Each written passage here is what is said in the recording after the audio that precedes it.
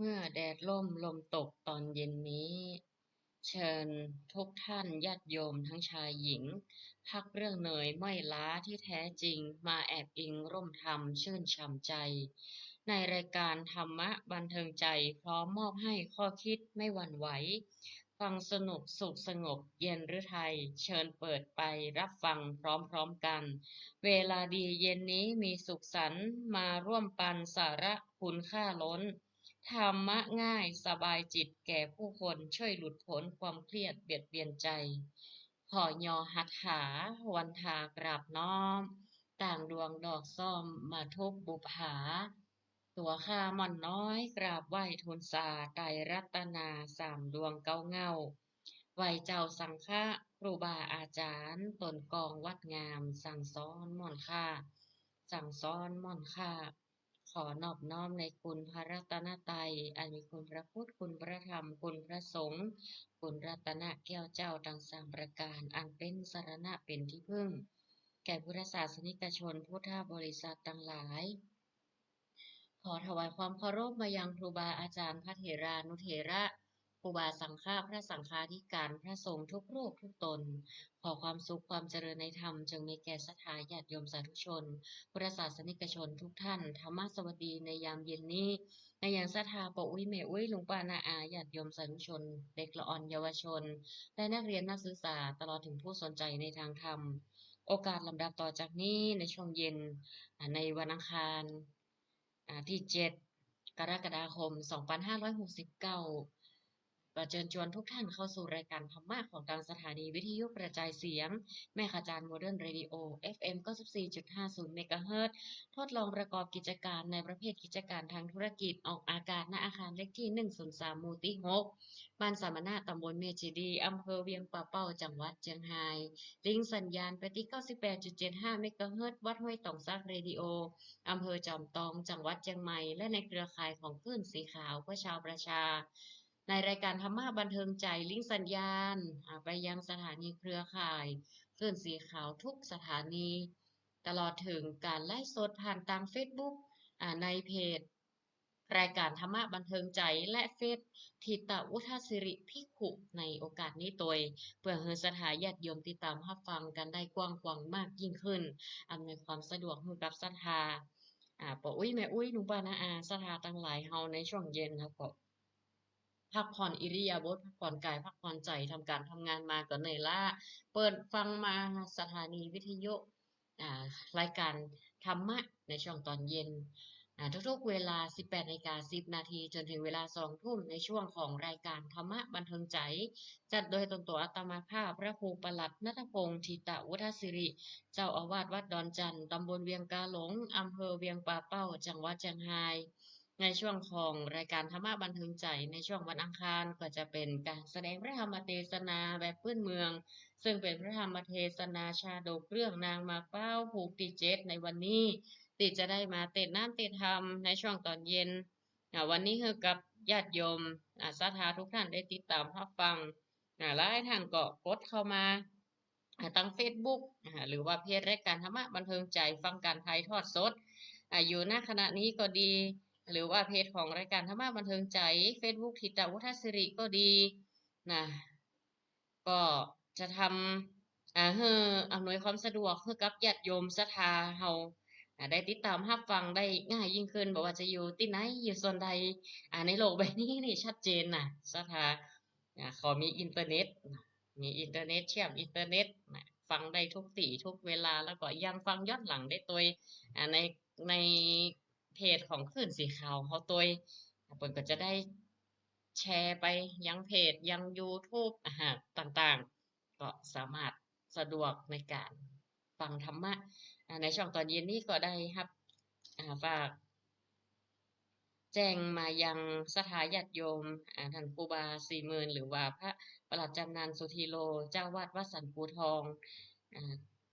ครูบาเพิ่นก็ได้แจ้งให้กับศรัทธาฝากแจ้งกับศรัทธาว่าวันนี้คืนนี้ขอยกยอดไปก่อนเน้อเคลียร์งานอาจารย์เพราะครูบาก็เรียนหนังสืออยู่ก็ใกล้จะจบแล้วนะใกล้จะจบละเรียนปอตรีที่มจรเชียงใหม่ครึ่งงานช่วงนี้ก็ยังว่า เคลียร์การเคลียร์งานอาจารย์ก็สั่งแต่ละรายวิชามันไม่ใช่ว่างานอย่างเดียวเนาะงานต่างวัดต่างวางานมหาลัยงานชุมชนสักปะงานพระสงฆ์องค์เจ้าเฮาก็มีก็ต้องศึกษาเล่าเรียนเหมือนกันครูบาก็เป็นแบบอย่างให้กับละออนบัดเดียวด้วยเนอะที่เฮาจะมีความตั้งอกตั้งใจในการศึกษาเล่าเรียนอ่างานก็หนักเหมือนกันอาตมาภาพก็หนักช่วงนี้ก็จะสอบป้องกันงานวิจัยวันที่18-19จะฮอดก็บ่ฮอดจะได้นี่นะสถาเกาะใจ3 อนะกะ กะถา3 อที่ตู้โจกคนว่าอดเอาแหมน้อยหันยอดละหันยอดเขาละยังแหมน้อยหนึ่งจะโพสต์บ่โพสต์ก็รุ่นกันให้บ่เบิร์นเนี่ยเนาะก็จะจบแต่ก็เฮียนต่ออยู่นะอาตมาภาพก็เฮียนในประกาศนียบัตรวิปัสสนาภาวนาอยู่เนาะก็เฮียนตั้งโลกก็ตัวเฮียนตั้งธรรมตัวเพื่อมันสมดุลเพื่อมันบาลานซ์กันอ่าถ้ามันจะนักไปตั้งโลกก็เอาทางธรรมเข้ามาหนุนต่อให้มันสมดุลกันนี่นะบ่ให้มันไปคัดกันบางทีเราเรียนตั้งโลกเยอะเราต้องเรียนตั้งธรรมตัวก็จะได้รู้อัดรู้ธรรมรู้เขารู้เฮาการศึกษามิติสิ้นสุดเพราะการศึกษาคือการเติมเต็มความรู้ประสบการณ์ต่างๆการศึกษาเล่าเรียนปัจจุบันนะก็เป็นสิ่งที่สำคัญสำหรับชีวิตเรียนมาแล้วก็ทำให้เสริมความรู้เสริมปัญญาเฮาที่เอามาพิจารณาแล้วก็ประยุกต์ในชีวิตประจำวันเฮาอาตมาภาพก็ปอโท ปอโทก็ใกล้จะจบแล้วแหมน้อยโอ้เอาน่ะแต่ในขณะเดียวกันก็เรียนประกาศนียบัตรวิปัสสนาภาวนาก็เพื่อว่าจะมาเอาความรู้มาโอ้มาจามาเทศนาให้กับศรัทธาญาติโยมมาแบ่งปันในการทำการเรียนเอาความรู้เอาสาระมาเพื่อว่าจะต่อยอดในวิชาความรู้ต่างๆที่จะเป็นประโยชน์ทางโลกและทางธรรมเราก็สามารถจะนำมาคิดวิเคราะห์ในหลักของหลักธรรมซึ่งมาบูรณาการหรือประยุกต์ในสภาพแวดล้อมต่างๆในการแก้ปัญหาก็ดีสำคัญก็คือตัวเราเองเรียนไปก็เพื่อตัวของเราพิจารณาตัวของเราทั้งหมดสุดท้ายอยู่ที่เรานั่นแหละเพื่อว่าอัตประโยชน์อัตประโยชน์ส่วนตนส่วนรวมมาพัฒนากันต่อซึ่งการพัฒนาหรือการภาวนามันตึงมีที่สิ้นสุดซะค่ะตราบใดบ่รู้แจ้งเห็นจริงในธรรมบ่ล่วงพ้นอำนาจแห่งกิเลสได้เฮาก็ต้องเป็นผู้ศึกษาอยู่ที่เรียกว่าพระเสขะคือพระที่ต้องศึกษาพระที่ต้องศึกษานี่หมายถึงอีหยังก็คือตั้งแต่ปุถุชนคนธรรมดาตลอดถึงนักบวชพระสงฆ์สามเณรพุทธศาสนิกชนเฮาตราบใดบ่บรรลุอรหันต์จะต้องศึกษาแม้อริยบุคคลชั้นโสดาบันสกิทาอนาคามีท่านเหล่านี้ก็ยังจะต้องศึกษาอยู่นอกเสียจากพระอรหันต์แต่เพิ่นก็มีการปฏิบัติของเพิ่นแม้จะเป็นพระอรหันต์ก็ตามก็ศึกษาพระวินัยพระธรรมวินัยในการปฏิบัติเป็นแบบอย่างในการเผยแผ่ประกาศศาสนาอุไปอุมาก็เวลาก็ล่วงเลยไปละตอนนี้ก็18:21 น.ก็จะได้แสดงว่าธรรมเทศนาให้กับญาติโยมศรัทธาในรายการธรรมะบันเทิงใจพระธรรมเทศนาชาดกเรื่องนางมักเป้าภูกที่7เนอะหากว่าบัดตันยังจะได้ก็จะไปต่อกันช่วงที่2ของรายการธรรมะหลังจากพักเบรกศรัทธาก็ติดตามรับฟังเด้อ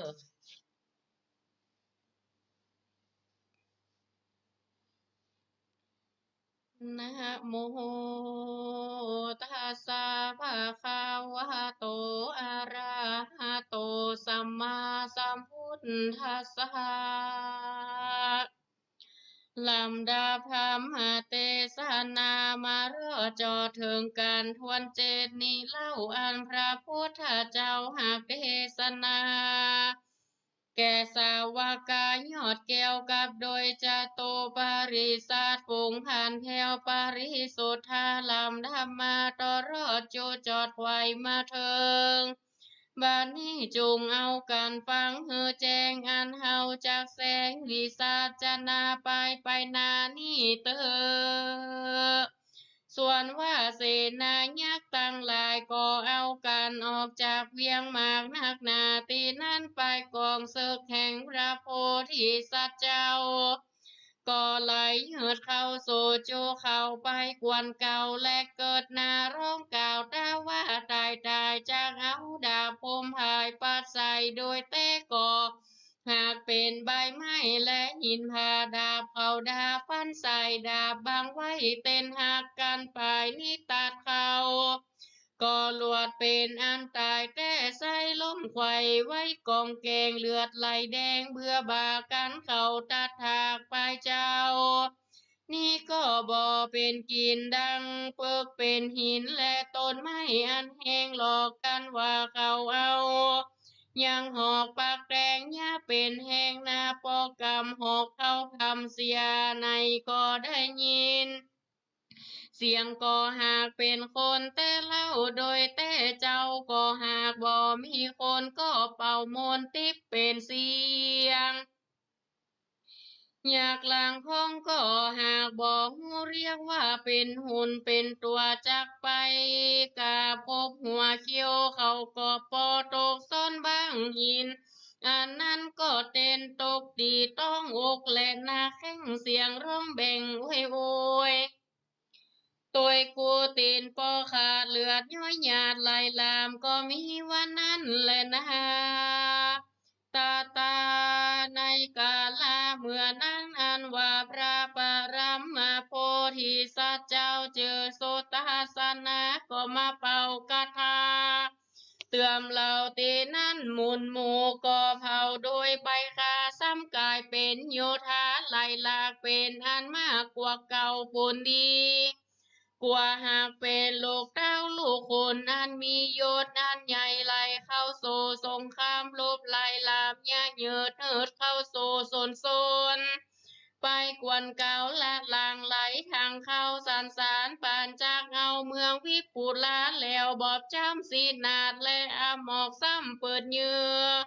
เสียงนั้นคือตัวกองนั้นตัวต้องเมืองใหญ่วิปุลาสานันดังจากเงาโดยปัปปะตาปินเต่าเหมือนจางดังนาวหนีบก้อนผากแล้วซัดกันแถวพับจอตีนั้นอันว่าฝ่ายยักษ์เขาก็สั่งเป่าพับรอดกำปัตตุเวียง พร้อมเพียงกันและโจ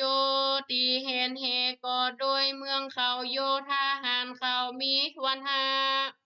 เมื่อผู้หนึ่งเจอว่ายะเมงหานผู้หนึ่งเจอว่าตาแล้วสารยะมังกัวผู้หนึ่งเจอกันตา ทวนจัวถึงตายผู้หนึ่งว่ากันถูกไว้ภายดังฟ้าแม่ผู้หนึ่งเจอว่าโจวงโจว่าไล่ปานเพชรการว่ามันได้ยินหมอกและเสียงน่ารักปลายเตดเหมือนกบมือกาบว่าร้ายนี้ก็หักยกย้ายออกไหลมาโยธาเขามีมากบ่อพรากเจ้าตนเขาเอากันย้ายอยู่ทัพตำรวจก็มีนานั้นก็หากมีหาทัพตีใหญ่เจือตำรวจทัพยักษ์เบื่อหลายนับทวนหมื่นอยู่ระเรินหาทานฝ่ายเขาก็หากบ่ย่อจากกำได้ก็ว่าอายร้อยปอปากกาตีมือมันจีผ่าไฟ และกองสีนาดยาอืดหาอาจสะหาวมีปากแข่งกับโดยนาดลงปุงกันจูงทีบกันไปกองลัวหลวงมีมากต่างเชื่อหากมีหลายกองไฟพายญายันกันว่าลันก็ได้16กำลังหันใด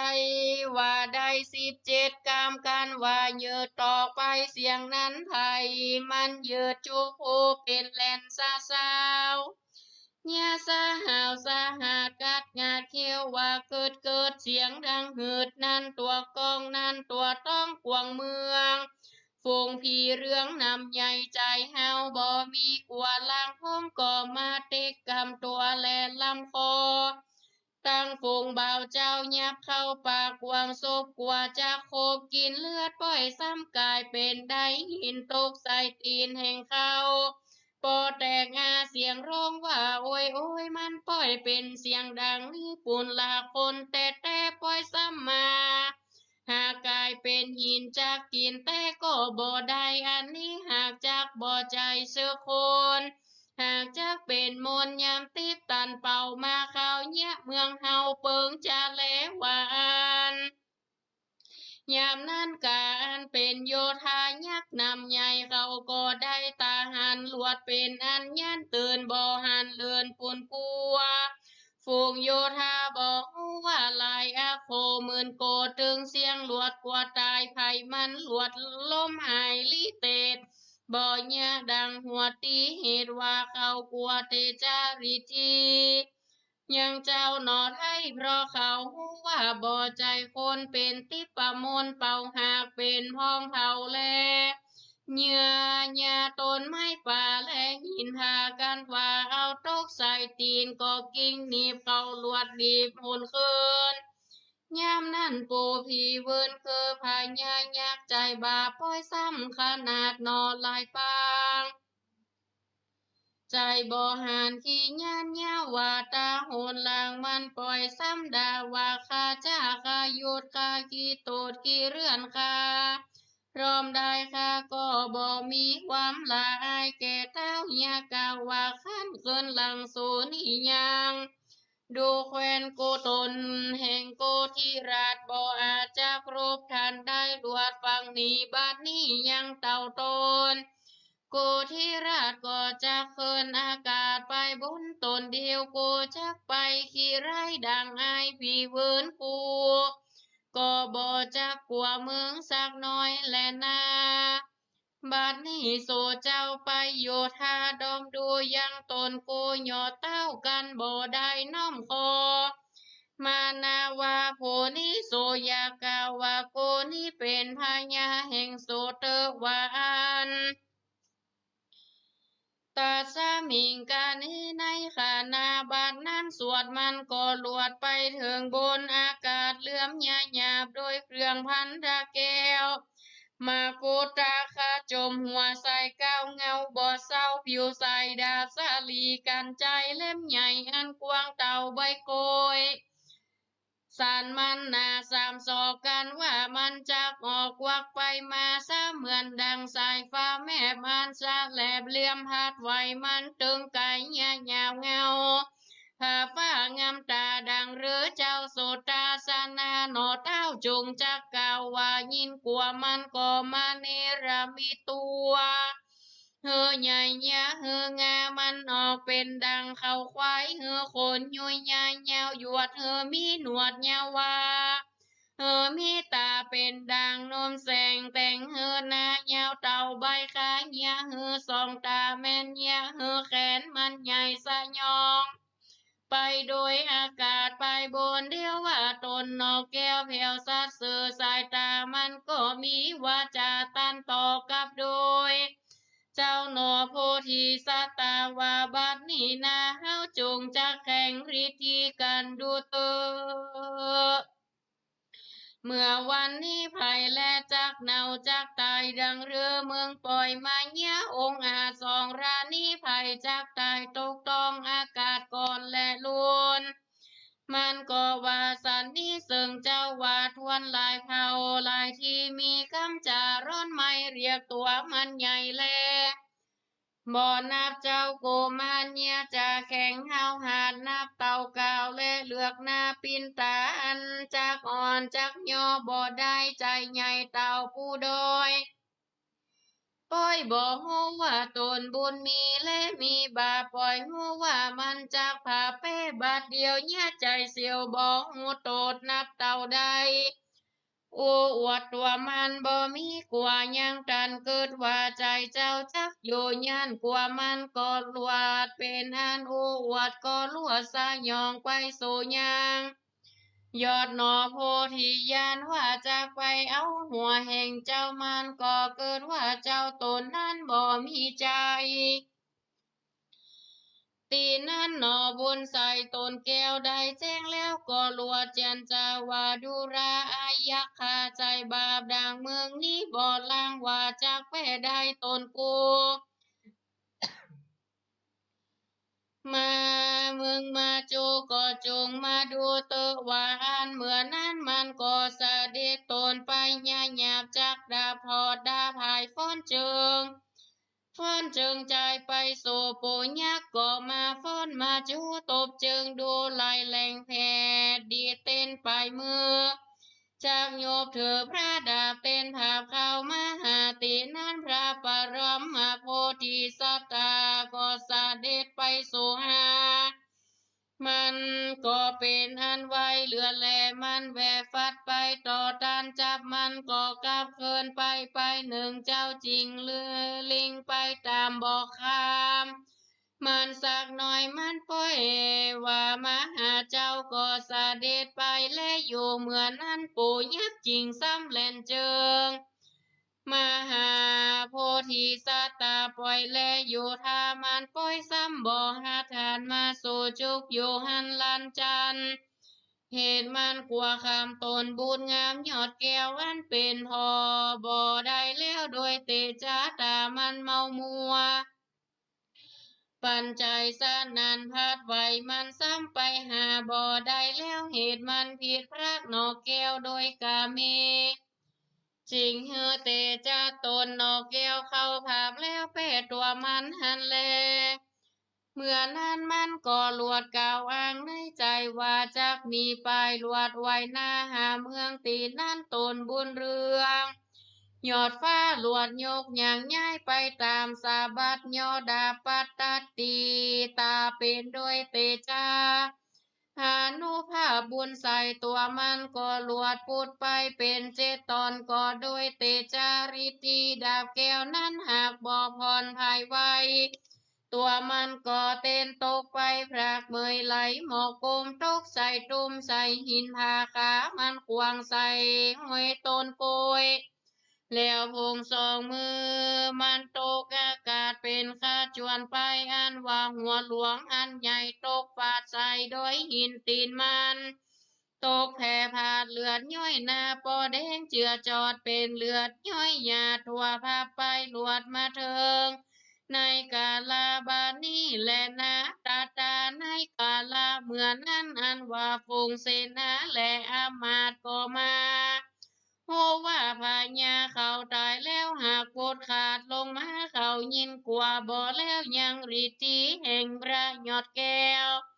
ตนเจอสุตตาสนาเขาก็กวงกากลัวสันใจสานันพัดวายไปหนีไปบ่อยู่ได้ร้องให้กล่าวว่าโอ้ยหนอโอ้ยหนอสั่งปอเป็นดังอีบัดนี้พญาเฮาปล่อยว่ามาตกมาเทิง ตีอันมรณาเมียนจ่าโสดขานาเสียงสายใจเป็นเจ็ดบางเจ็ดตอนไปแผ่พอตาตีต่อหน้าตนเฮาบ้านนี้เฮาจักได้เอากันนี่พ้นพรากหลวดจักได้เจียนจากบ้านเมืองบ่อยาจาและนาง ตีน้ำกาอันเป็นหมู่โยธาเรือนก็บ่มีภัยไปหาสักผู้ไปเข้าสู่ดงนาเขาก็มาสุกโยโรหินพางามห้วยสุกปากโกยด้วยหินตีนเขาหากเจ็บบาดเจ็บพาหาจักปักแดงแผ่วเนื้อดำแดงเลือดย้อยเจ็บบอดน้อยนักหนาน้ำตาเขาย้อยส่องไฟแก้มไปอยู่แอมตีนดอย ไก่จากวอยบอกง่ายลูกเมียไป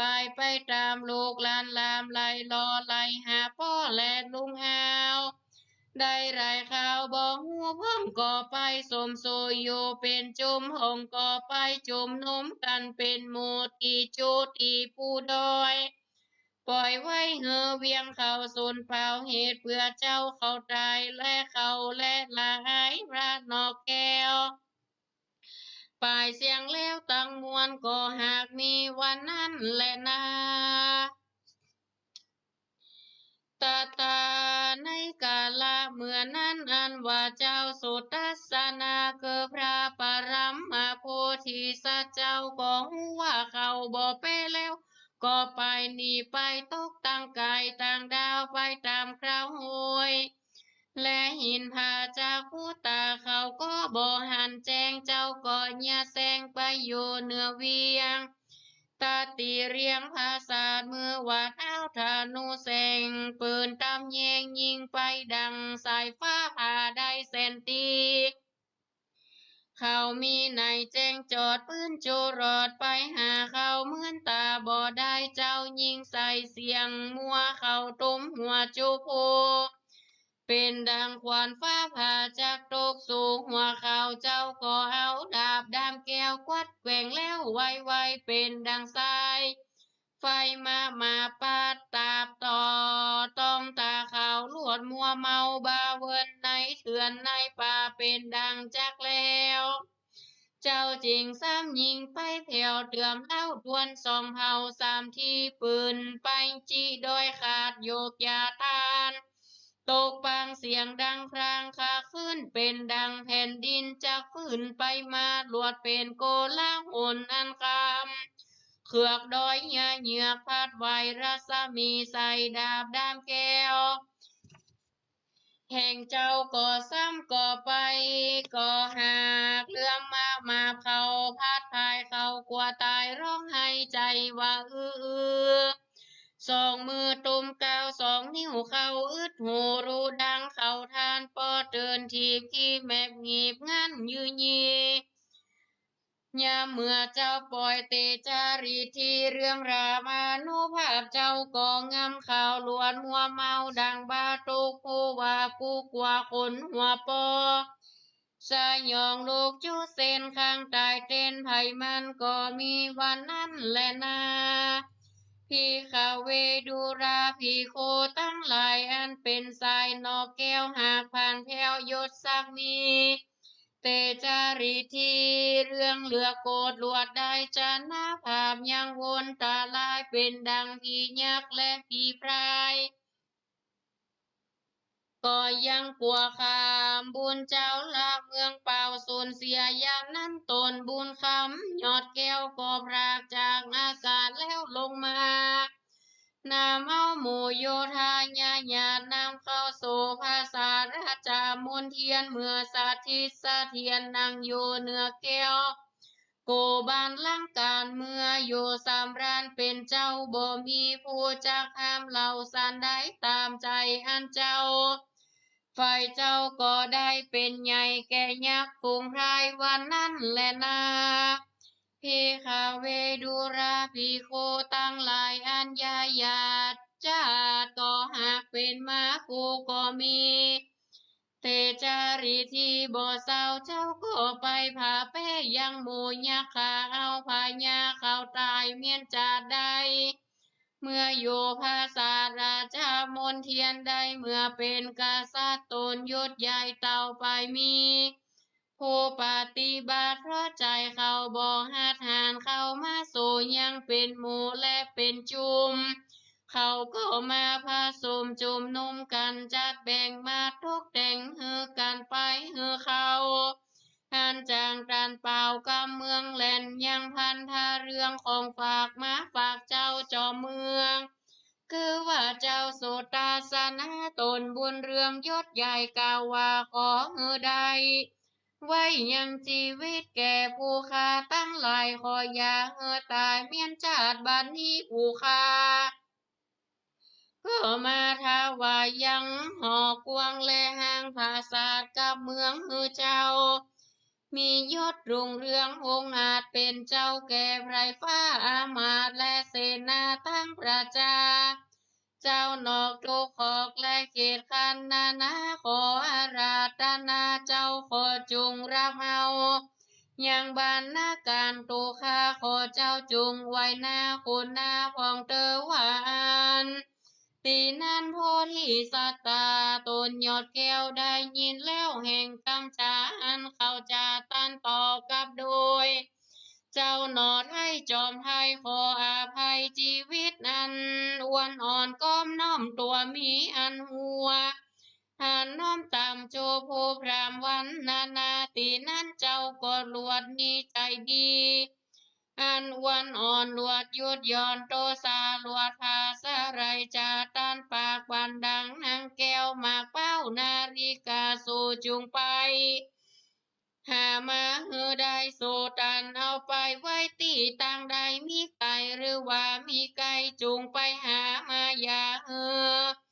ป้นในกาลายามนี้แดดการว่าสู่เจ้าหายังบ่ได้สู่ก็จากตายเป็นดังพญาใบโซนี้หากบอกกาดบอกกาจะแลเหมือนนั้นฝูงหมูยักษ์สาลายมวลมากได้ยินกำปากเจ้าเจียนจาเขาก็มาจัดแจงกันสองหมู่หนึ่งไปสู่ยังปางหมู่หนึ่งไปหามเฮานา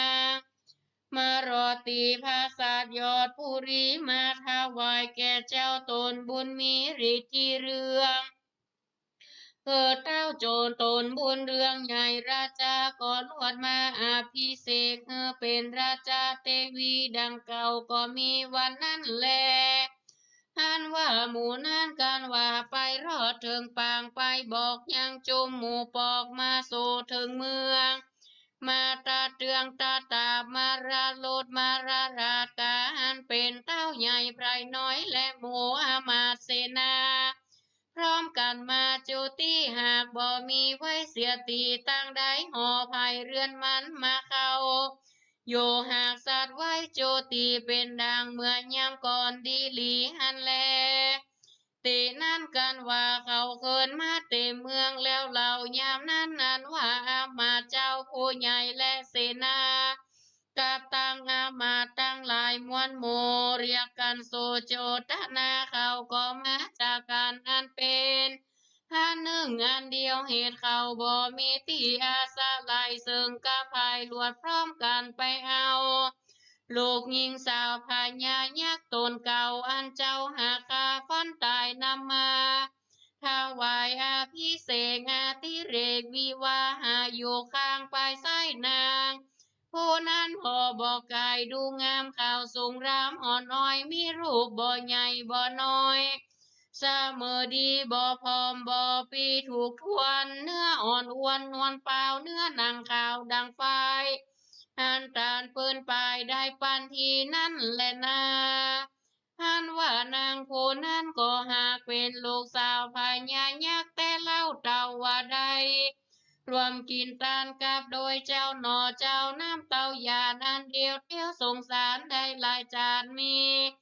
น้ำยาจากจูกันหาบุญตานมาจวบจริงได้มาพบตนคำยักษ์ตั้งหลายก็ได้มาถวายอาภิเษกอาติเรกวิวามังกลาเป็นตีแล้วนางแต่นแก้วเรียงกันยามนั้นไผ่หันก็ว่าสมเปิงเจ้าตั้งเข้าเครื่องแก้วพันธานาตาชมยอดแย้มส่องไฟแก้มกาบบัวไข่สองตาสายแก้วแหวนในแก่นหากดำดีมีลำนำเป็นดังราชหงส์ยกอย่างย้ายหากบอกกายงามตาเจนแลส่วนอันว่าเจ้าโสตาสนาก็รักยังเจ้าทั้งสองบ่แล้วตั้งตนนอกแก้วก็บ่จังภายรักสุดใจเลือแลเหตุงาม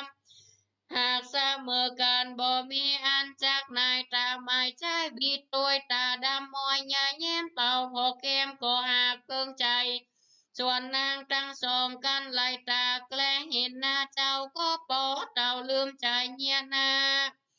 หน่วยตาสายพระนอกแก้วก็เสมอดังได้สะเวยอิ่มแล้วก็ยังเข้าและจิ้นป่ามันหันมีรสไหลหอมมากแม่นไผ่ได้เกี่ยวก็หากยินหวานและเตวาอิติโยหันว่านางตั้งสองหนอน้อยใจห้อยเจ้าดังดอยเสาเป็นดังดอยสีเนโรราชรวมการตีปืนภาษาเสวยเมืองนางบุญเรืองยอดซอยดอกมุกผู้หนึ่งชื่อว่าจันตมุกที่มีใจอันบ่ฮาวผู้หนึ่งชื่อว่านางโดยเป้านาฬิกาหาอันจักเปรียบเทียมบ่ได้ไก่ฟ้านี้ก็บ่มีผู้จากเสมอเหลือกว่ายิ่งเมืองหลุมหน้าตาชมชมดี เป็นราชาเทวีตั้งสองดังกล่าวอยู่แอมตนบ่าวเต้าสุตาสนาท่านเป็นพญาตนยศยศยากล้านโกรธกลัวบุญมากแลเอโซโสตาสโนอันว่าเจ้าโสตาสนาตนยศใหญ่กันว่าใด เป็นเจ้าภาพเวียงวิปุลาจิลากาลังก็เป็นอันเมินมากหากว่าได้ปีหนึ่งดีหลีปลาย4 เดือนกว่าพระเจ้าอยู่เสวยสุขยังตกกันนั้นก็บ่มีสักหน่อยแล้วตนแก้วหากได้อยู่สบายใจจูวันไหนคำเจ้าก็มีหมู่ยักษ์ก็หากเข้าปฏิบัติมาปัดปัววิริยะบอกเฮือขาดหมู่อามาตย์และเสนาจูวันกาอยู่เฝ้าบอกเฮือลาเปล่าสักวันอย่าเป็นดังจอบแม่นก็แก่นถูกโบราณหากเป็นการอันคาและเจ้าหากจักมาปฏิบัติอยู่เฝ้าจูวันยามแต่แลตาว่าโบราณาเวียนไปหลังยังมีไปเสียงจึงฮือใจเจ้าบ่มันเพียงพัดไว้ยังมากฝ่ายไปเตี้ยวเอวเอกาทีว่าสั่งยังมีในวันหนึ่งจริงจักจะเสิงกับโดยแก้วยอดฟ้าสองนางว่าพาเตดูรานางทั้งสองเฮยแก้วตีรักอันมักอยู่เสวยหันโศกอันว่าตกแดดร้อนและแดดไม่ในปีบ่ฮอนได้เคยหันสองกลมตันยอดแก้วหากบ่ฮอนเอวสักทีหากมีกรรมอันเป็นสุขสบายจุเมื่อเดือนนี้วันนี้ปีจังจริงจักถามหูว่าสองนางงามจักไปเที่ยวเข้าป่าไม่เดินดงจักเป็นโปงตนไปโดยพี่แม่นมีตกก็บ่จักยันแม่นมีผ่านก็บ่จักปรากบ่อ่านและเกินอยากหลายสารอันนี้ก็หากตามใจสองนางคานิ่งว่าแม่นจักไปพี่ก็บ่จังห้ามตามสมัครแห่งใจนางไปเตอพี่ก็บ่จังว่าอย่าไปเตอก็เป็นดังพี่บ่รักจังนางจริงจักว่าตามใจแห่งนางนอกแก้วทั้งสองเพื่ออันแลตีนั้นนางทั้งสองนอน้อยก็ได้ยินถ้อยคำงามันเหมือนนางทั้งสองอ่อนน้อยนอหลวดน้อมไว้และกล่าวถวายสารว่าข้าแด่เจ้าใจหวานเฮยปีเป็นเจ้าตนงามแงแม้นว่าเจ้าจักไปตีตั้งกายสองเราก็จักไปตามบ่พรากไปไขว่เจียนจากเจ้าจอมหัวพระเหนือหัวตนผัวเฮยเจ้าปีพี่อย่าว่าจักไปตนเดียวปล่อยแม่นว่าจักไปไก่จ้อยโวยปานใดก็อย่าเขือข้าก็หากจักตามพระตนงามเฮยผัวกินค่อยแม่นว่าดังเรือก็เขือข้าน้อยก็หากจักไปเหตุว่าบ่มีภัยจากสุมไฟฮือเจ้าบ่มีภัยผู้จากต้มข้าวฮือปีสองราพักการหนึ่งเหงื่อเข้าตาก็จักบ่มีไผ่ผู้เอาออกกันปีไข่ก็จักบ่มีไผ่จักพอพระโจมกันว่าปีบ่ยังมีตีคมใจก็บ่มีไผ่จักมากำจอยเจ้ากันเครือข่าและไปอยู่เฝ้าใจปฏิบัติเจ้าก็บ่ได้นอนกัดเย็นเหนือฝนก็จักได้นอนอุ่นที่งามแม่นไปถึงตั้งใดก็ตามใจเจ้าว่าแม่นจักไปตีขอบฟ้าจักรวาลก็ลวดตามใจตนองค์คานเจ้าพี่ส่วนว่าเครือข่านี้ก็บ่ยันคุณคอตนบุญอย่าได้ห้ามขอได้ตามใจปันแด่เตอวานเมื่อนั้นกันว่าเจ้าได้แจ้งยังกำจาปาสายาอันกล่าวมาแห่งทรงหนอจ้อยเจ้าปล่อยพิจารณาว่าดังนี้กันว่าเจ้าจันตามูกินีไปเต้ดังอันบ้านเมืองนี้ก็หากจากมองบ้านนี้กูจะฟ้องกระตำฮือเหมือนเก่าปีจากยกเงายังเจ้าตนนี้สะเวยเมืองเสียก่อนจริงก็ย้อนเสด็จไปดีจาแล้วหวานตีนั้นแล้วตีนั้นตนยอดแก้วจอมใจก็ถึงยามไงสะเวยเข้าแล้วตนแก้วก็เรียกหามายังเสนาและอามาตย์กับโดยราชามนตรีมีเสนาต ตนเก้าเป็นตนกับด้วยฝูงอันจังเล่นมวนสาปาการเกิว่าฝูงอันโหมร้องเสียงหวานและเป่าปีฮอติงตองและกาลาซับเสียงชาวบาบวนอันอ่อนดังเรือและจับยังรีดเมื่อก่อนนั้นสมดีเจ้าก็มีอาชญาแต่งหามาเปิ้นก็ตามอาชญาแห่งเจ้าบ่ได้ล้นเหลือกรรมตนบุญคำหนอกฟ้ากันว่าตันก็หากแปลงตามเหตุว่าเขาคำบุญพระนอกแก้วตกแต่งเฮอแล้วตามอาชญาปงนั่นแลยะถาและมีในกาลาเมื่อใดในกาลาเมื่อโปงเสนาหันเขาแต่งแล้วยังโมกแก้วบัวรามวนส่วนตนคำตานเป้าปล่อยซ้ำกาวจาวานกันจากเธอฟงเสนาและอามาตย์พร้อมกันราดานายังกรมภาวีนากาเจ้าใจดีตนเป็นน้องแห่งนางจันตามุขียอดซอยกับตางนางกรมพี่นาดน้อยนาเจิญจ้อยสมเปล่าคืนเป็นสาวมีอายุได้14-15นาดีถูกเปิงตาเหมือนเทวดาฝากฟ้าในแหล่งลาตาวาติงสาอันจักเปรียบเทียมบ่ได้สองแก้มปอเหมือนดังเกิมไข่อันกำลังปอกนั้นดีลีหากมีในเวียงนั้นดังเก่าเป็นโลกหามาเจ้าฟ้องต่างฟางตัวดีถูกทวนควรดีปลูกเป็นราชาเทวีเจ้าวาดนางกุมพีนากายอดแย้มดีโยแอมเจ้ากุมพาเจ้าก็เฮือนำมาเล่ากันรอดแล้วเจ้าก็เป็นเก้าแก่เสนาพร้อมการโอสาราชาพิเศษอภิเรกเป็นเจ้าภาพราชา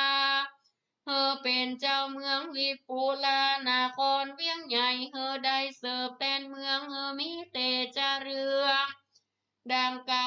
เหลือกว่าเจ้าปู่เท่าราชาฝูงหมอมา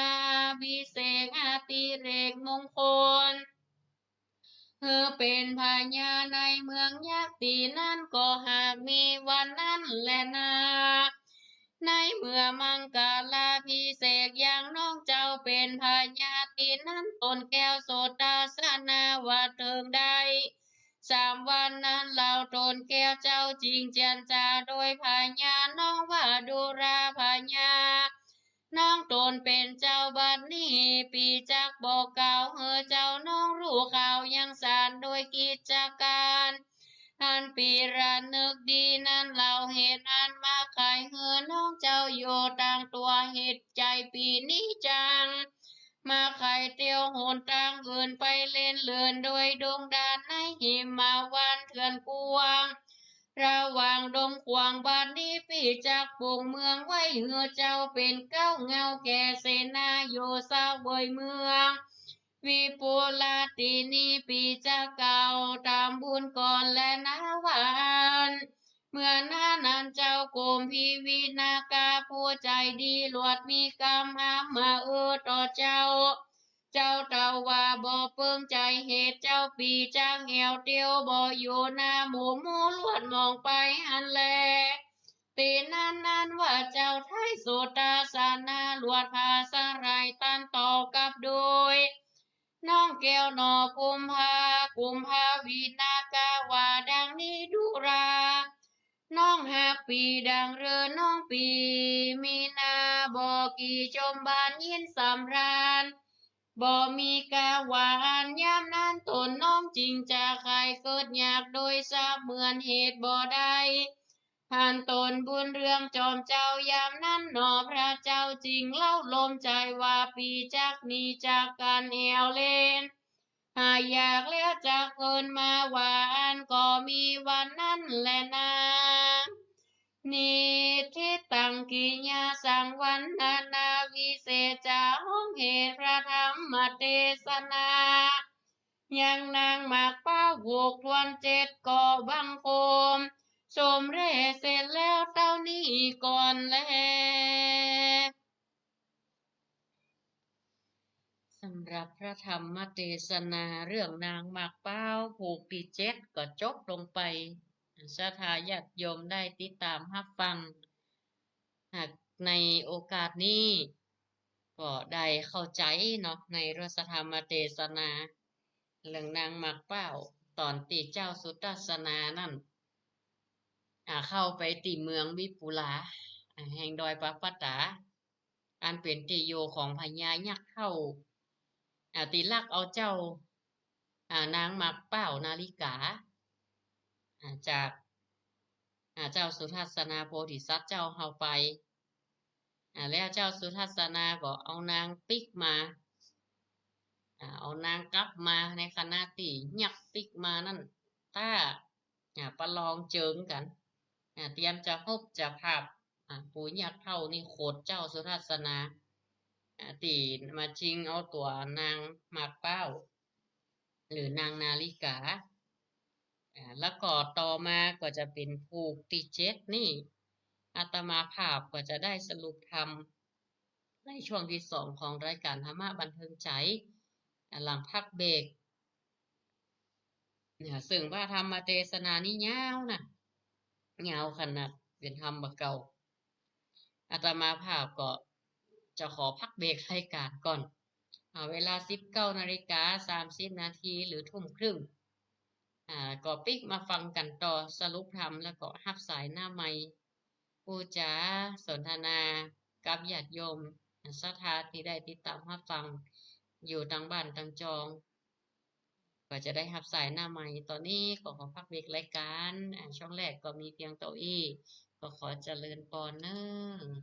มายังศรัทธาญาติโยมสาธุชนพุทธศาสนิกชนทุกท่านเข้าสู่ช่วงที่2ของรายการธรรมะบันเทิงใจเข้าสู่ช่วงที่2ในโอกาสนี้ก็จะได้สรุปธรรมชื่อพระธรรมเทศนานางหมากเป้าผูกที่7ซึ่งเป็นพระธรรมเทศนาเป็นชาดกที่ได้กล่าวเล่าอดีตชาติในการสั่งสมคุณงามความดีสร้างบารมีของพระโพธิสัตว์ในเรื่องของนางหมากเป้าผูกที่7นั้นเรื่องก็ดำเนินไปอยู่ว่าในขณะที่พระโพธิสัตว์เจ้าเฮาได้ชื่อว่าเจ้าสุทัศนาก็ได้เผชิญหน้ากับพญายักษ์ในขณะที่พญายักษ์นั้นได้เป่าประกาศตีห้องเป่าเอิ้นกับหมู่โยธาหมู่ทหารเสนาตั้งหลายมาเต็มจุแง่จุอาณาในเขตของเมืองวิปุลานั้นออกมาสู้รบปรบมือในขณะที่เจ้าสุทัศนานั้นก็ได้เนรมิตเสกเป่ากถามนต์ยำก่อเสกคาถาเสกใบไม้เสกบหินบผาเสกขี้หญ้าเพื่อเป็นหมู่พลทหารเสนาและก็หมู่ทหารทั้งหลายที่มีอาวุธอยู่ในมือก็เต็มเหมือนกันนั่นน่ะก็มีมากันอดเอาในขณะที่เผชิญหน้ากันนั่นพญายักษ์เข้ามันก็ทำให้เกิดความเกรงกลัวเนาะพระเจ้าสุทัศนาเกิดความเกรงกลัวในธรรมเปิดว่าเราอธิบายถึงยักษ์เมื่อมันได้อยู่ต่อหน้าเจ้าสุทัศนามันก็จกเอาดาบสลีกันใจของมันพ่วงต่อใบกล้วยนี่นะสั่นมันหนา3 ศอกสลายจัดโยมวัดแกว่งไปมาเสมือนว่าสายฟ้าแมบวันไหวไปมาเลื่อมยักหยาบนะเพื่อที่จะให้เจ้าสุทัศนานี่เก่งกลัวแล้วก็แปลงหน้าแปลงตามันยุยใหญ่ยาวมีหนวดยาวมีตาปุดตาปนออกมาเส้นขนมันนี่เหมือนหอกเหมือนดาบเพื่อจีได้กำราบศัตรูของมันอีหรอกขณะนั้นเองน่ะเจ้าสุทัศนาก่อนเนรมิตเอาใบไม้ใบหญ้าขี้หญ้าใบหินประภาต่างๆเป็นบริวารแล้วก็บอกเก่งกัวต่อพญายักษ์ก็หลวดได้จันจ้าว่ายักษ์ใจบาปนี่ บลังว่าจักแป้ได้เกตได้ตนกูจะมาจูอยู่ตีนี่กะอ่าจักแป้หรือก็คือจักชนะกะนี่นะอย่ามาเป็นตีนเป็นมืออย่าคิดกะว่าจะชนะเอามือก็เลยใส่เจิงใส่ลายพญายักษ์นี่นะตบบับหับใส่เจิงใส่ลายเฮ้ยเจ้าสุทัศนาเก่งขัวหรอกเป็นเจิงเป็นลายมันก็ฟัดฟัดดับไปมาไปมาขณะนั้นเจ้าสุทัศนาก็บ่ได้เก่งขัวในขณะที่ยักษ์มันทำตัวให้พระโพธิสัตว์เฮาเกิดความเก่งขามแต่ก็มีผลนะสถาทีนั่นเจ้าสุทัศนาก็สะบัดดาบด้วยเตชะอนุภาพแห่งดาบแก้วนั้นน่ะพัดหายไปมาเต้นไปเปรียบเสมือนหมอกเหมยก็มามืดกุมเนาะตุ่มใส่หินผาขณะนั้นเองมันก็ซัดขึ้นไปบนฟ้าเจ้าสุทัศนาต่างอากาศไปบนก็เป็นเมฆเป็นหมอกตกลงมาในสี่ผจญหน้ากับสนามรบในฮั่นในขณะเดียวกันระหว่างหมู่ทหารถึงสองฝ่ายของเจ้าสุทัศนากับหมู่พญายักษ์ได้ทำการรบกันปรากฏว่ามันก็มีตายพ่องเนาะสูญเสียพ่องแต่ว่ายักษ์นี่กะหมู่ทหารของยักษ์การว่าจะกราบว่าเอาหมู่ทหารกินนี่ก็กลายเป็นขี้หญ้ากราบขี้หญ้าเหี้ยยบใส่ใบไม้ใบตอกกำลังจะกำหมู่ทหารพ่องก็จะจับเป็นอาหารกองจะกราบว่าทหารแล้วนั้นตกลงใส่ตีนเป็นใบหินมาผ่าตกใส่ตีนได้รับความเจ็บปวดทรมานนะโดยเวทมนต์คาถาว่าอู้อันเนี้ยบัดใจละอันนี้นี่เป็นคาถาเป็นสัตว์ประเภทมนต์ยามละหมู่ยักษ์ทั้งหลายก็ห้องด้วยความเจ็บปวดแล้วพญายักษ์ก็เกิดความโกธาเป็นปืนเป็นไฟเข้าเพื่อจะเข้าไปฟันแทงเจ้าสุทัศนาเจ้าสุทัศนาก็บ่หวั่นไหวขณะเดียวกันก็เจิงหบเจิงดาบกันแล้วก็เจ้าสุทัศนานี่คือว่าพระโพธิสัตว์เจ้าเฮาก็ใจใจดาบสลีกันใจก็มีหรอกจะดาบสลีกันใจฟัดฟาดพญายักษ์ขาดออกเป็น7 ส่วนสถาญาติโยม7 ส่วนแหลกปิวไปแต่ละตีละหนละแห่งด้วยฤทธิ์ของดาบแก้วนั่นท้ายที่สุดในการรบแล้วก็ส่วนหนึ่งก็ตกไปใส่บะหินบะผาขามันวัดปิวไปใส่ลำห้วยไปตกใส่หมู่ปักกล้วยแหลวเป็นผง2 มือของยักษ์นั้นตกไปบนหุ่นอากาศปิวไปหัวของมันหัวหลวงหัวยักษ์ไปฟาดใส่ดอยหินตีนมันตกไปแผ่ผาดเลือดย่อยออกตัวแดงย่อยไปบนทั่วแผ่นดินในกาละนั้นอันว่าฝูงเสนาอามาตย์รู้ว่าหมู่พญามันตายแล้วร่างกายพุดขาดเป็น7 ส่วนก็มีความเก่งกลัวโลกพญามตายเนาะต่างคนต่างนี้เอาตัวหลอดไปนี้ห้องให้ห้องก็ไปอยู่ตามห่อมห้วยหิมผาห้องก็ไปลบห้องก็อยู่เป็นไปจุ้มเป็นหมู่เป็นเหล่าเพื่อขัวเก่งกว่ายังเจ้าสุทัศนาตีเอาชนะโลกแป้พญายักษ์เข้าของมันซึ่งเป็นพญาของหมู่มานั่นก็ปากันหนีสูญกันไปสูญกันมาในเมื่อนั้นเจ้าสุทัศนาคือพระโพธิสัตว์เจ้าเฮาก็ได้สยองขึ้นไปบนอากาศเอาดาบวัดแกว่งไปมาเพื่อกำราบให้หมูยักษ์ทั้งหลายเกิดความเกรงกลัวแล้วก็ลงมาตีปราสาท ยักษ์ทั้งหลายก็ต่างยอมสิโลลาภยอมต่อเจ้าเพราะบารมีของพระโพธิสัตว์เจ้าเฮาหมูยักษ์หมูมารพวกนั้นฆ่าแป้หมดก็กลัวตายกันสองมือก็กำหัวสองนิ้วอึดหูอึดหูดังกลัวอานุภาพเตจะแห่งเจ้าสุทัศนาเอาดาบวัดแกว่งไปมาก่อนที่จะลงมายังเมืองวิปูลาหรืออยู่ตั้งอยู่บนดอยปัปพัตตาก็ได้เอาชนะอุนตรายต่างๆก็นำหมู่ตั้งหลายหมู่ยักษ์ตั้งหลายเมื่อเป็นเจ้าอ้านเก่งขัวอย่างเจ้าสุทัศนาหมู่ปุโรหิตอย่างหมู่ยักษ์นั้นต่างไหว้วอนขออภัยขอชีวิตแก่เจ้าสุทัศนาขณะนั้นเจ้าสุทัศนาก็เจว่าจะใจหินใจด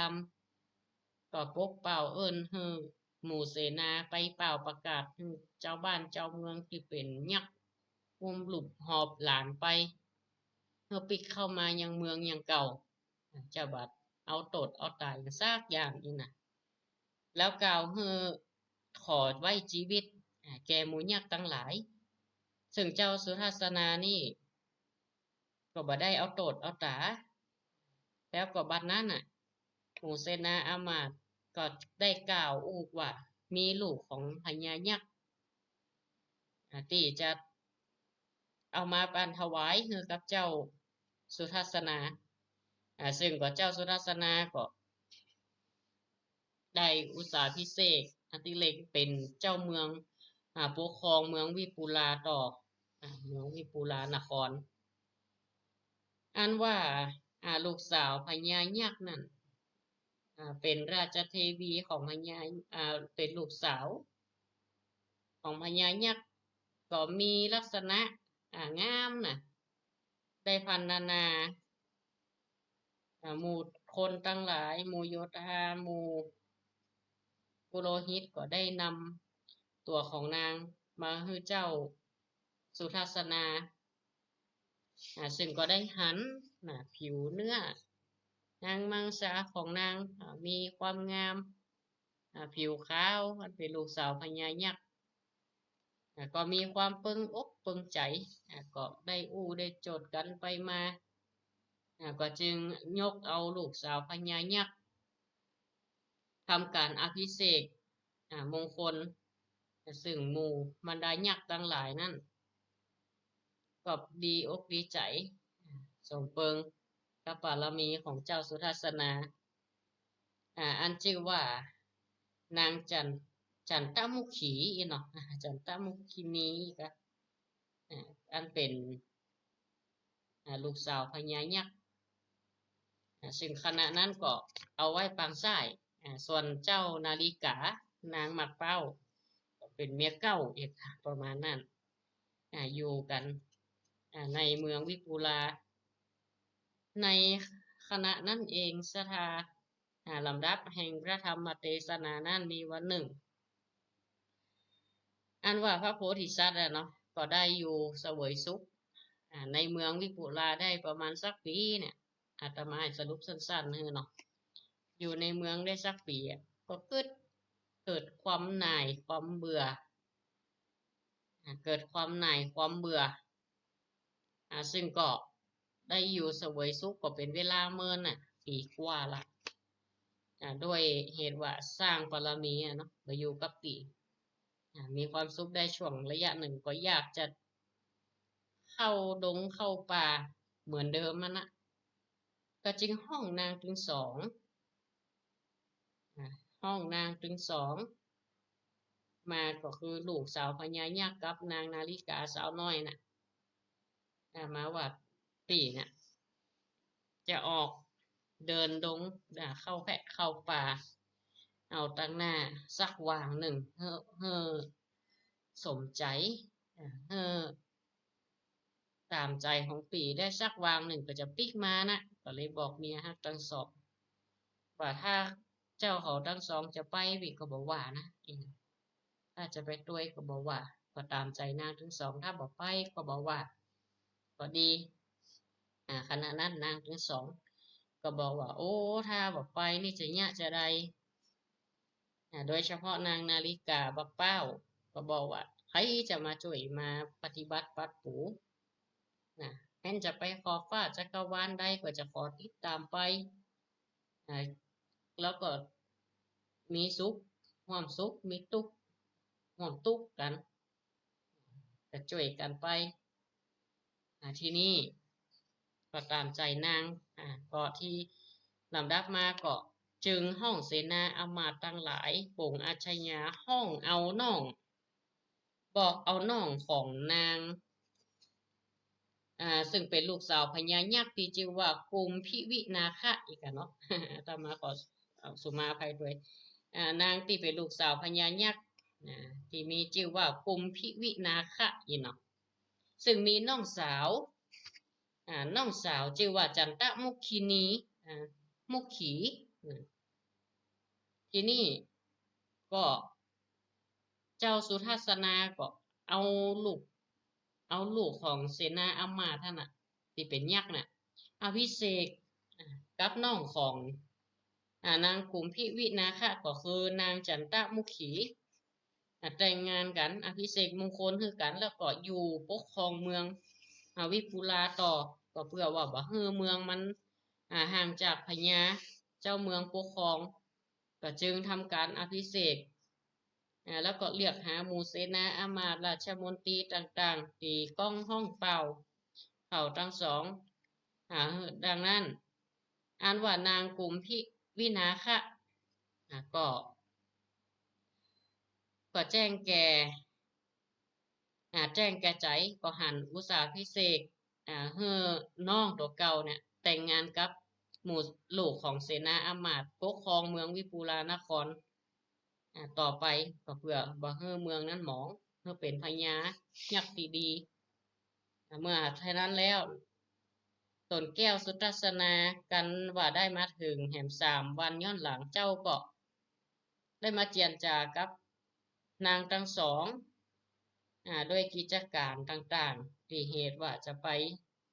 เข้าป่าไม้ก็มเจว่าจะบักกลับมายามนั้นก่อนนางทั้งสองก็อยากจึงเล่าประโลมใจว่าถ้าจะไปเอวเล่นเนี่ยเพื่อหายอย่างแล้วก็ปิกมาก่อมเจว่าจะไปตลอดเหตุว่านางทั้งสองจะติดตามไปหรือจะได้สถาก็ติดตามรับฟังกันต่อในปลูกที่8ต่อไปปลูกนี้ก็ทึกที่เจ้าสุทัศนาโพธิสัตว์เจ้าเฮาได้ปกฝันเอาเมืองวิปุลานครเฮอน้องของเมีย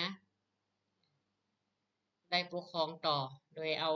ปลูกใจของเสนาอมาตย์ยักษ์เนี่ยแต่งงานกันและส่วนตัวตนของพระโพธิสัตว์เฮานี่ก็จะเข้าป่ากันต่อก็จะเป็นจะได้ก็ติดตามไปในการสร้างบารมีในธรรมเทศนาได้พรรณนาเอาไว้ตอนนี้ก็จะได้รับสายหน้าไมค์สนทนาอุจากับศรัทธา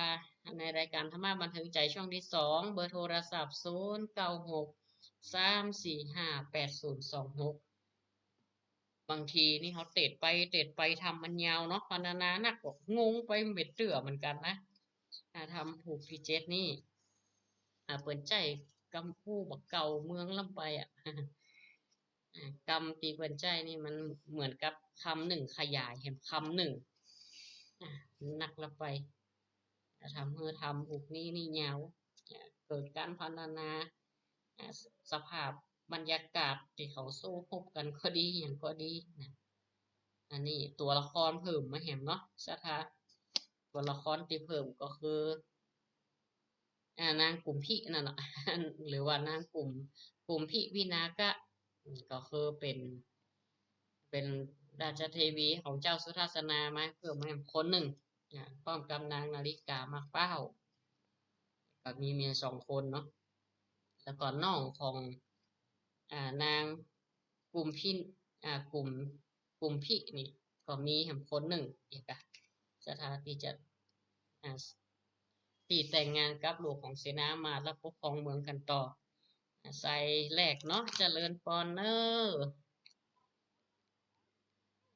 อ่างามกับเปิดพนานาโตผิวขาวยังยวงยาวยังยวงใหญ่ยังฝ้ายนี่อ่ะบอกอืมน้ำพริกแบบใส่เกลือก็ล้ำมากอะบอก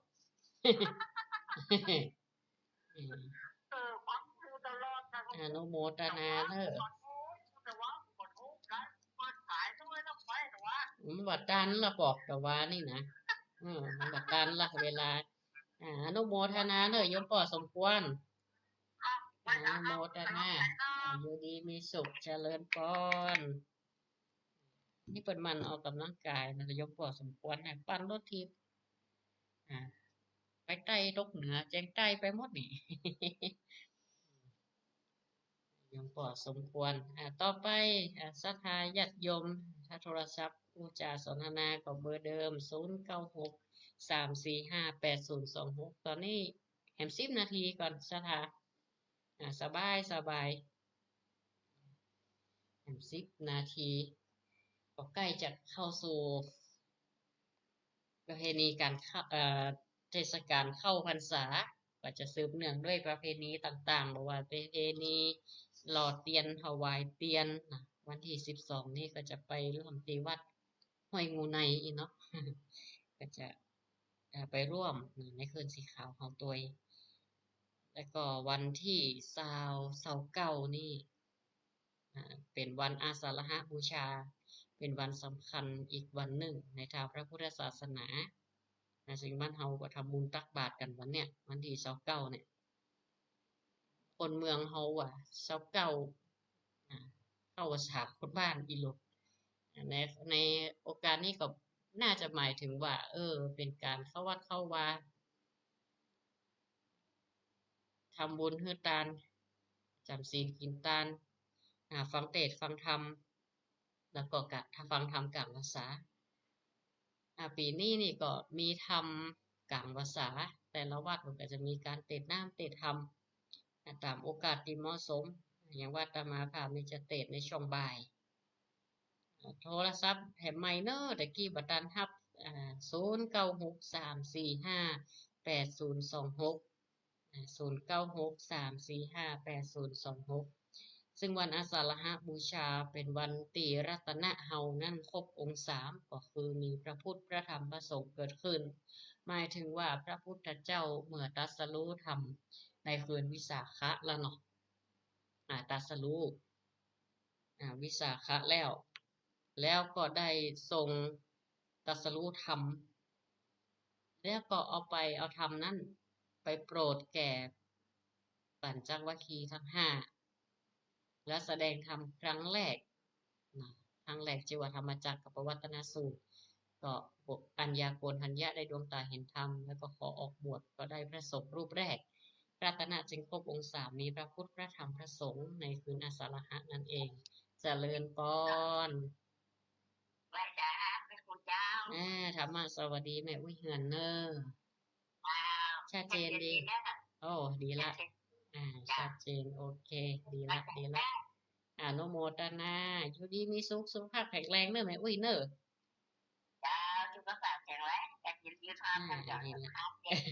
ฟังไปฟังทำไปเนาะอนุโมทนาแม่เจริญพรวันอาสาฬหบูชาถ้าวิสาขะนี่15ค่ำเดือน6ถ้าอาสาฬหบูชาก็คือ15ค่ำเดือน8เดือนเมืองเขาคือเดือน10ค่ะ10เจริญพรจากตั้งได้โยมแม่เจริญพรเนอะแม่จันเนาะแม่จันไปงิ้วกันแม่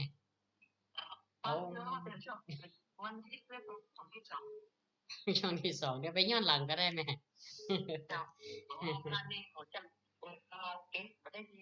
ได้ยินทีแต่กวนกันแต่แม่แต่ยิ่งรู้ไหมเขาห้องซะเพลงแม่ปิดแล้วแต่อนุโมทนา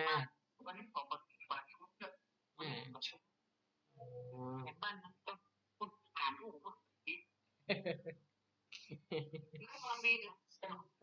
เป็นหยังจะจับมาฟังที่หลัง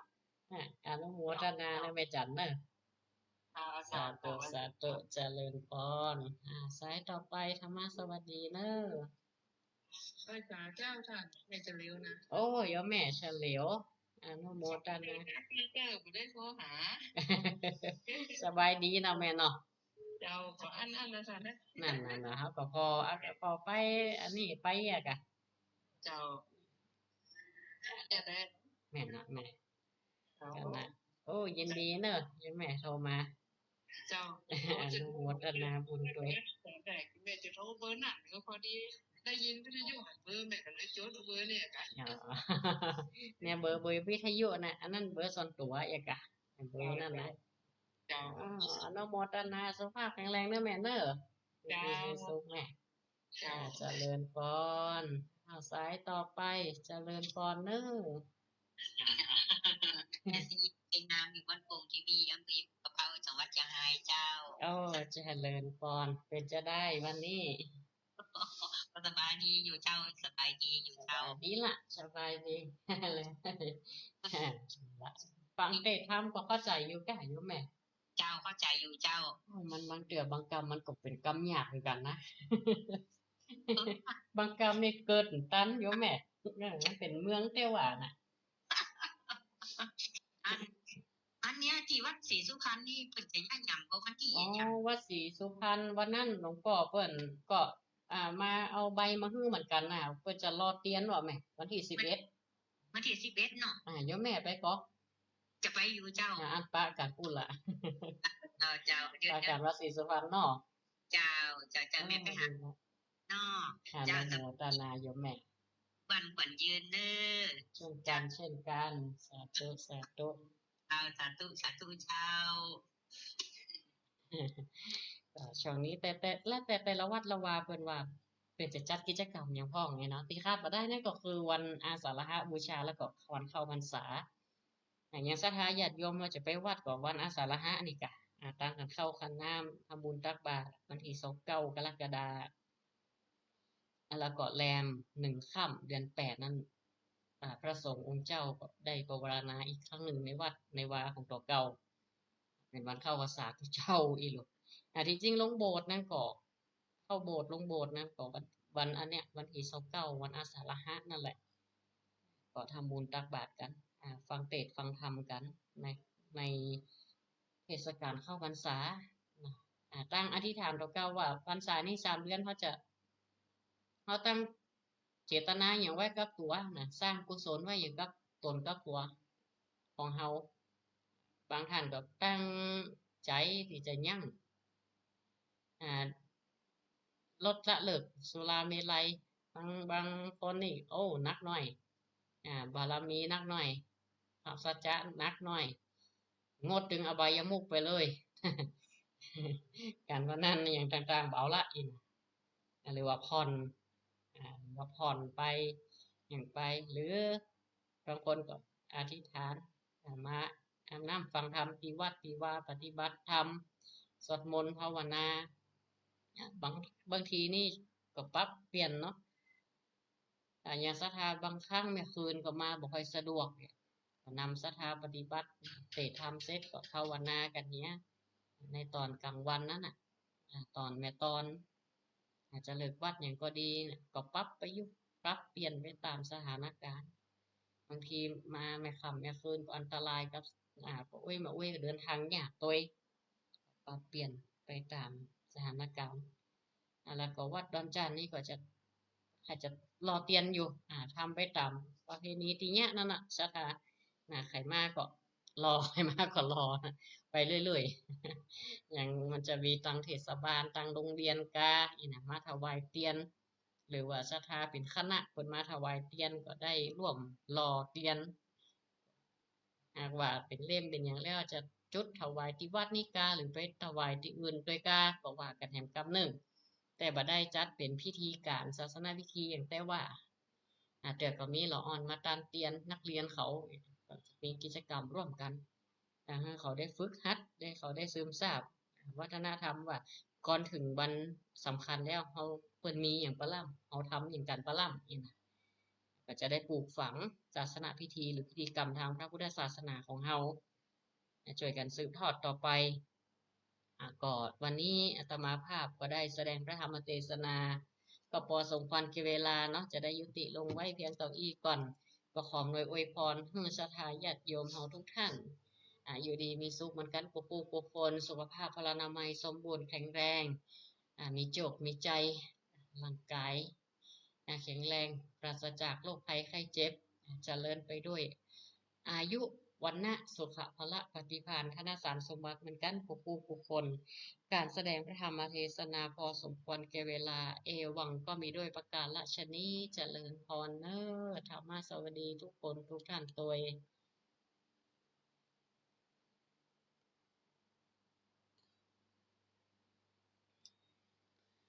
ขออนุโมทนากับศรัทธาที่ติดตามผ่านต่างไลฟ์สดต่างเฟซบุ๊กทิตาอุทัศรีแล้วก็เพจรายการธรรมะบันเทิงใจในโอกาสนี้ตัวยก็สำหรับศรัทธาสามารถที่จะฟังย้อนหลังได้หากจบรายการหรือท่านได้ฟังบัดด้านอย่างก็ดีก็ติดตามรับฟังกดไลค์กดแชร์กันได้แสดงคอมเมนต์ความคิดเห็นกันได้เนอะใครฟังเรื่องอะไรยังได้ก็อู้จากันใครเรียนรู้เรื่องอะไรยังหัวข้อทำใดก็คอมเมนต์แจ้งเอิ้นกันมาได้เพื่อที่จะได้บรรยายอธิบายให้ศรัทธาญาติโยมได้สดับรับฟังก็สมควรแก่เวลาขอหยุดไว้เพียงเท่านี้ก็ขอเจริญพร